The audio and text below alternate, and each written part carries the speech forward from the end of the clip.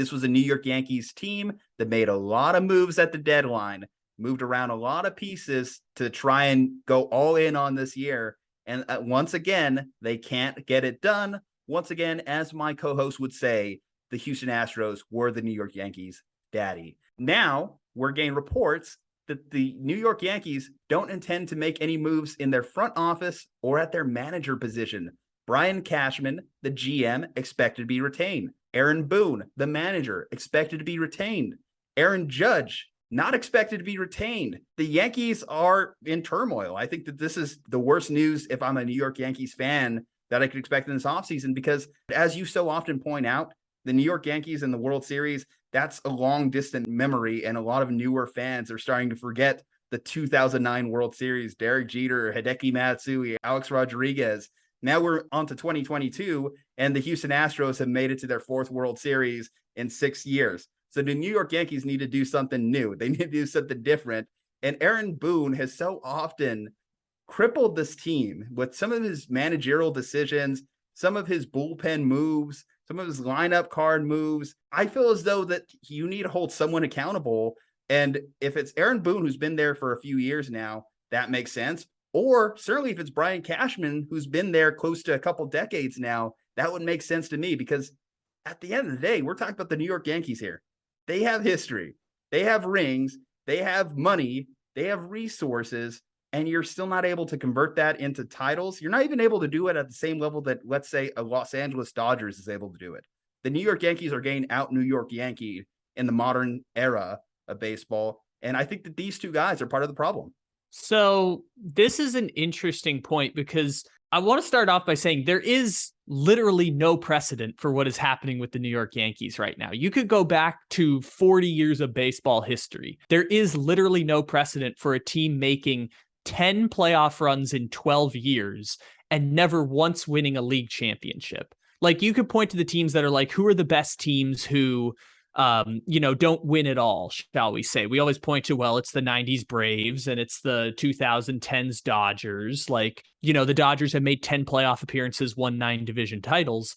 The Dodgers won the NL 3 times. They won the championship in 2020, which you discount because it was a 60-game season, and it feels good to say that the Dodgers still haven't won a championship. But they made the World Series 3 times in that 10-year stretch. The Braves made the World Series twice during that stretch where they went to 8 consecutive league championship series. Like, there is no precedent for a team in 12 years making 10 playoff runs and never once getting there. Because usually when that happens, it's a team like Cleveland, where they have 3 years and then everyone leaves. And then it's, the next team, which is, I guess you could say, the White Sox, who have a 2-year run and then they're out. Or it's Oakland, who has a 3-year run and then they're tearing the whole team apart. It doesn't last generations. It doesn't last multiple eras of the team, and they still can't get to the World Series once. Because remember, this is baseball. Random shit happens all the times. The Nationals just fell into a championship one year. Like, baseball, weird shit happens all the time. They've had 8 different champions in 8 years, and if the Phillies win the World Series this year, it'll be 9 champions in 9 years. So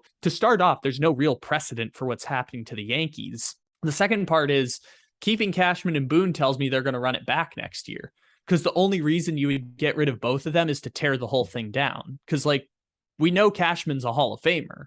Brian Cashman has been at that job for 25 years, is a Hall of Fame executive. If you're getting rid of him and bringing in someone else who's not going to make any moves, if it's going to be the same core of the team minus Aaron Judge next year, what was the point? You just fired Cashman to say you did it.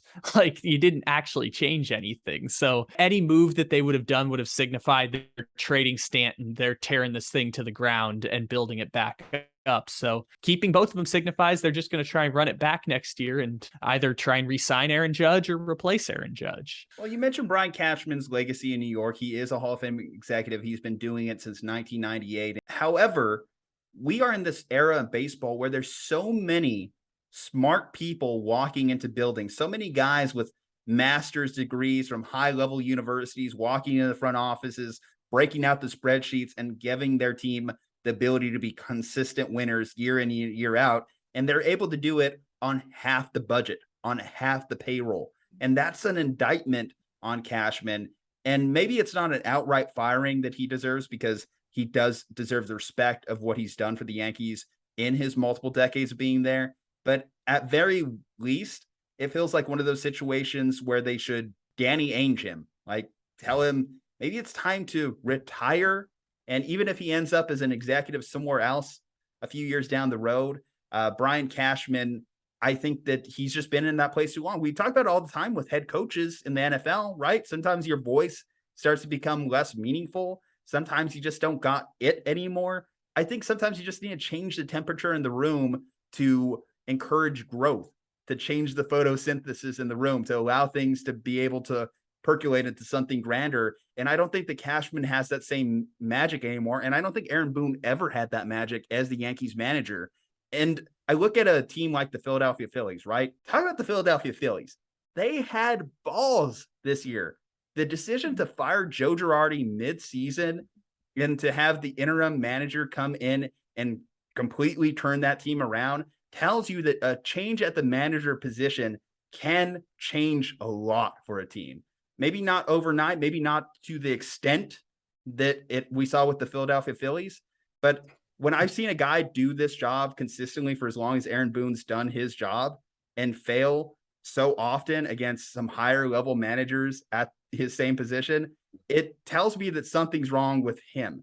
If all the fingers are pointed at you, then it's hard for me not to acknowledge you as the problem, especially because I look up and down the Yankees batting order and I ask myself, how is this team not getting it done? There has to be someone that I hold accountable. And it's hard to hold on, Juju. That seems unfair. The Yankees are getting it done. The Yankees made it to the ALCS this year. They came back against the Guardians, and the way they did it was 3-run homer from Stanton, 2-run homer from Judge, and that's how they win a winner-go-home game. Yes, but the expectations in New York are different. And granted, we're not in New York. We're a little bit more laid back here in the Southwest, so it's sometimes hard for us to understand all the bickering and squalor in the New York media.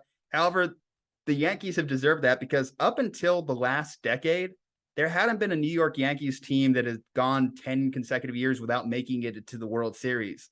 The 2010s were an aberration for the New York Yankees franchise. And again, they are one of the highest payroll teams in baseball. They are a team that can outspend everyone. They are a team that, for what it's worth, also have been able to develop guys that come into the majors and actually produce at the major league level. Maybe not as high as the extent of the Houston Astros, but it's not like they're bringing up bums from their minor league system either. So you would think the inclusion of what they got in the minors with their ability to sign people on free agency would eventually, again, by sheer dumb luck, because you talk about how sheer dumb luck has a role in baseball, result in at least making it to a World Series, because getting swept tells me you're not even close. Getting swept, I think, is a big red flag because the Houston Astros were so much better than you in that series. And that's saying, again, you have guys like Garrett Cole. You have Aaron Judge, who's having an amazing season. You have DJ LeMahieu. You have a solid bullpen. You have Stanton. You have studs. You have guys that you can roll out of bed and say that this guy belongs in a major league batting order or rotation. It's not as bad as it was a few years ago when we said the Yankees had no rotation. They actually had a rotation this year. They were on pace at one point for like 120 wins. This team went off the rails at the major league trade deadline. And it's hard not to look at those moves and hold the GM making those moves accountable because it's his decision. So at the end of the day, it's his decision to have the players on the roster that have failed to produce what ultimately New York Yankees fans hold as an expectation. And they should with this payroll. When you pay a top 5 payroll in baseball, the expectation should be championship. One thing I will bring up about Boone, which you mentioned earlier, do you remember the manager that Aaron Boone replaced in New York when he first got there in the first place? Do you remember who that was? Mr. Joe Girardi. Would that be the same Joe Girardi who, when he was replaced in Philadelphia, the Phillies ended up making this run to the championship? That Joe Girardi? That Joe Girardi, yes. I'm starting to think the common denominator on this one is Joe Girardi, because if you fire Boone, you just do it to say you did it. The next guy who comes in is going to be just another But can we also throw this in there, though? Who's hiring the manager? Brian Cashman. I mean, it's Cashman, but it's not like Boone has been bad. Like, it's so palpably noticeable that he's bad. Like, he's just a dude. I disagree. Yankees fans will point to multiple times throughout Boone's run where it's like, really? That's the move? And you can't hold him completely accountable when Garrett Cole's choking in big games like he did in Boston last year.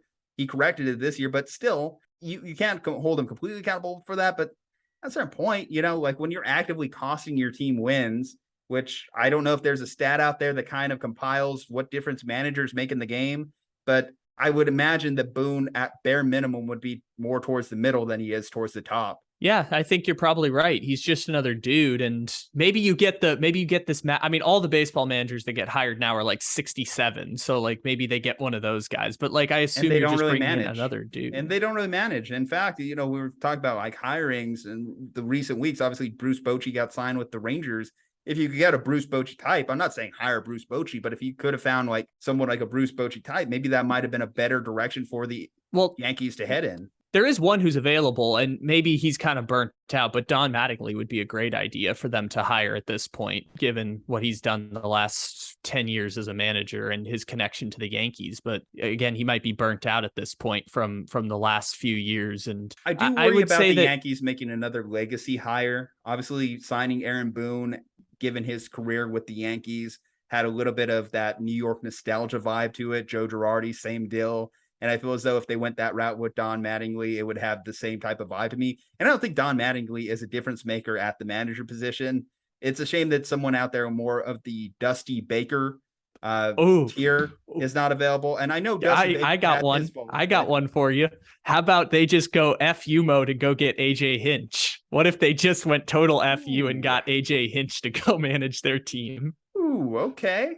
I like it. I like where your head's at. I was going to mention someone like a Tony La Russa, but no, I'm kidding. Yankees fans, calm down.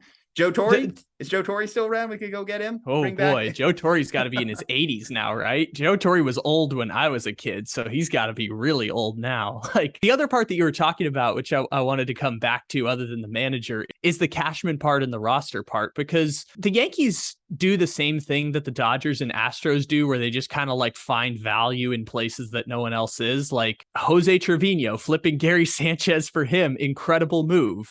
Getting Donaldson and Kiner Falefa in that deal was a very good value play. Both of them started up for that playoff team this last year. And Nestor Cortez was a reliever in Baltimore before they picked him up and turned him into a 2 or 3 starter. So like they can do that. It's just so can the other teams in the sport. Yeah, every now and then a squirrel finds a nut, right? Is the old expression. And I think Cashman, who's been doing this for so long, is going to have some hits, but he's also going to have some failures like any GM.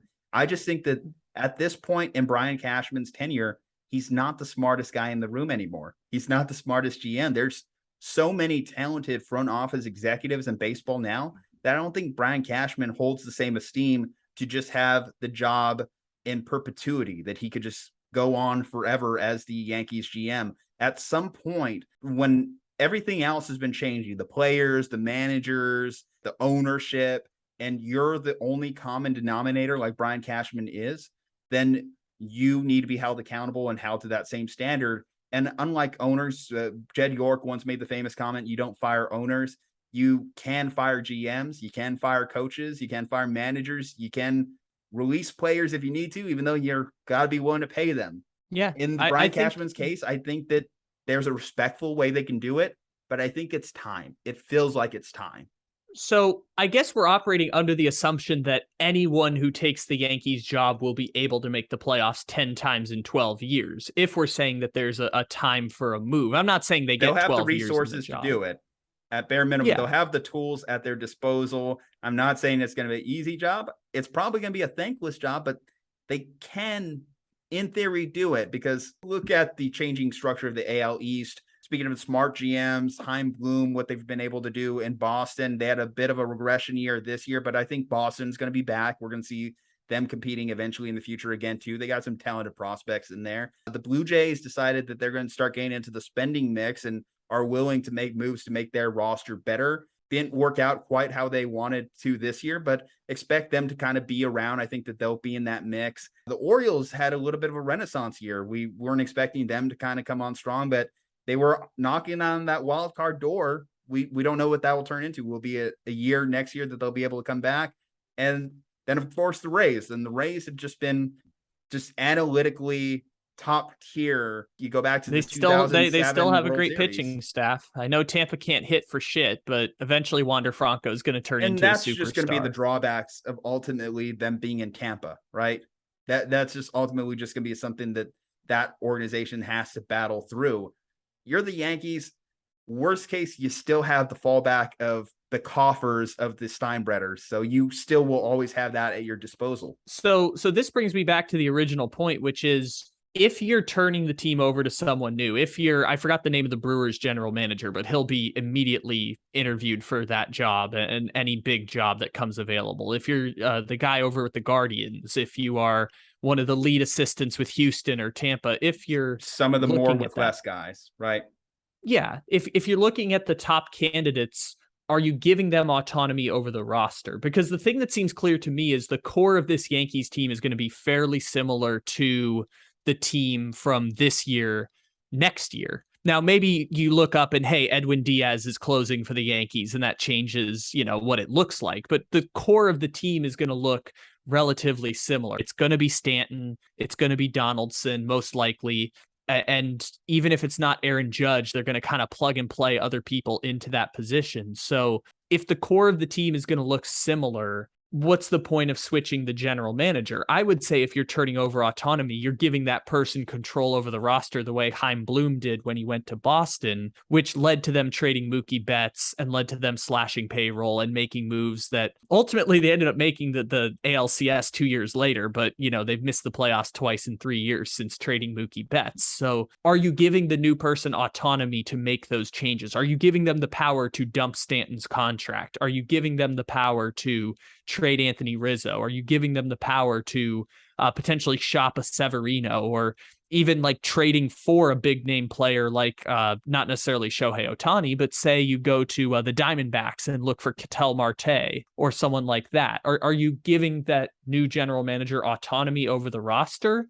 Or are you saying you're going to come in and this is what the team is going to look like? That's why I think Cashman is still there, because they're going to run it back next year. And if it turns into an incredibly disappointing season where they finish worse than Tampa and Toronto, then you'll probably see some structural overhaul. But I think it's going to look pretty similar the next year. And I think that's why Cashman and Boone are still there, is because they're going to try and run it back one more time, maybe with Judge, maybe without Judge, but they're going to try and run it back again and see if they can lose in the DS for an 11th time in 13 years. See, I guess my question with ultimately what happens with the hiring and firing decision of Boone and Cashman is going to be, what is Hal Steinbrenner's motivations as the owner of this team?